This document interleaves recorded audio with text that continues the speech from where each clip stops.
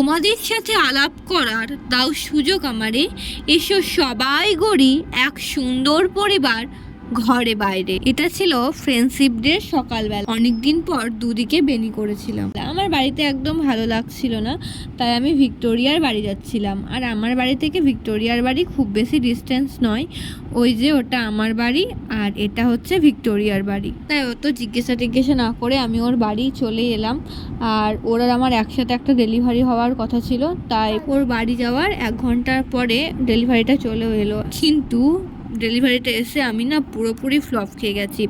ওর তো একটা face wash আর আমার ভিডিও দেখে ও ইন্সপায়ার হয়ে সসগুলো অর্ডার করেছিল, কিন্তু আমি ভেবেছিলাম যে ওখানে সত্যি সত্যি আইসক্রিম আসবে আর আমি ফ্রিজে একটুক্ষণ দেবো আর আইসক্রিমটা হয়ে যাবে। কিন্তু না, এলো কি পাউডার।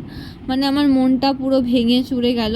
তারপর ভিক্টোরিয়া বললো অত মন খারাপ করিস না, আমরা বাড়িতেই আইসক্রিমটা বানাবো। তারপর ও বললো একটু দুধ নিয়ে আয়, আমাদের বাড়িতে অল্প একটু দুধ আছে তো হয়ে যাবে। তারপর আমি আর ছোটো মিয়া মিলে আমাদের বাড়িতে একটু দুধ আনতে গিয়েছিলাম, দেন ওদের বাড়িতে প্রসেস শুরু করে দিলাম। আইসক্রিমই চলে আসবে, দিয়ে ফ্রিজে রেখে দেবে, দিয়ে খেয়ে নেবে। কিন্তু এসেছি কি আইসক্রিম পাউডার। আইসক্রিম তৈরি করতে জানি না আমার ভাষায়। তারপর আমরা গরুর দুধটাকে একটু ফোটাতে দিয়ে দিলাম। চিনিটা না দিলে হতো, প্রথমবার বানাচ্ছি তাই একটু চিনিটাও দিয়ে দিয়েছিলাম। হাঁটাগুন্তি না দিয়ে এটা নিয়ে আমরা কেন নাচছি তো ঠিক, আমরা হাঁটাগুন্তি নাই, এটা নিয়ে নাড়াটা বিশাল বড় কারণ আছে, খুঁজে পেয়েছি না কারণটা হচ্ছে আমি হাঁটাগুন্তি খুঁজে পেয়েছি না। তারপর দুধটাকে ভালো করে ফুটিয়ে নিয়ে যে আইসক্রিম পাউডারটা এসেছিলো সেটাকে পুরোটা দিয়ে দিচ্ছিলাম, কারণ আমাদের দুধের পরিমাণটা অনেকটাই বেশি ছিল। সেটাকে আরও ভালো করে মিক্স করে নিচ্ছিলাম। আর ভালোভাবে মিক্স করে দিলেই হবে না, তারপরে একটু ঠান্ডা করতে রেখে দিতে হবে, কারণ ঠান্ডার পরেই জমতে দিতে হবে, গরমটাকে ফ্রিজে ভরে রেখে দিলে হবে না। তারপর দিশাদের বাড়িতে যেহেতু একটু কারেন্টের প্রবলেম চলছিল, তাই ফ্রিজটাতে জমতো না, তাই আমাদের বাড়ি নিয়ে চলে এসেছিলাম। মানে আমরা শুধু দিশাদের ঘর থেকে আমাদের ঘর আর আমাদের ঘর থেকে দিশাদের ঘর করছিলাম। আমাদের বাড়ি নিয়ে চলে এসেছিলাম ওটাকে ফ্রিজে জমতে দেওয়ার জন্য। তারপর ফ্রিজে ভরে দিলাম আইসক্রিমটা খাওয়ার অপেক্ষায়। তবে মিডিলে আরেকবার বের করেছিলাম, ওটার ভিডিওর ক্লিপটা আমাদের নেওয়া নেই। ওটাকে আরও একবার মিক্সিতে মিক্স করে আরেকবার ভরে রাখতে হবে। তারপর এটা দুপুরবেলাতে আর পড়তে ইচ্ছা করছিল না, তাই আমি একটু নোবেল পড়ছিলাম। নোবেলটার নাম ছিল দ্য সিক্রেট। এটা অনেক দিন আগে কিনেছিলাম, একটু ভুলেও গিয়েছিলাম, তাই আর একবারও পড়তে শুরু করেছিলাম।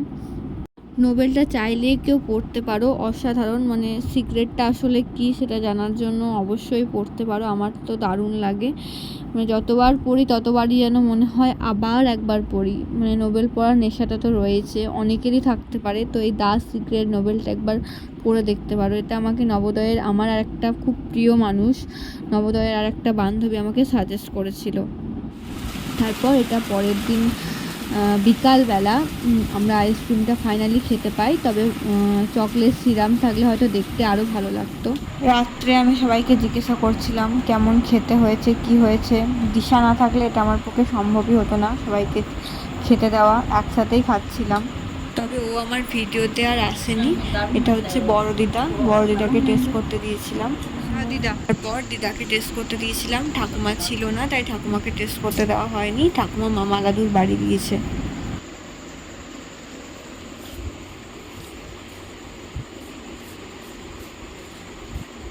খাও কেমন হয়েছে বলো,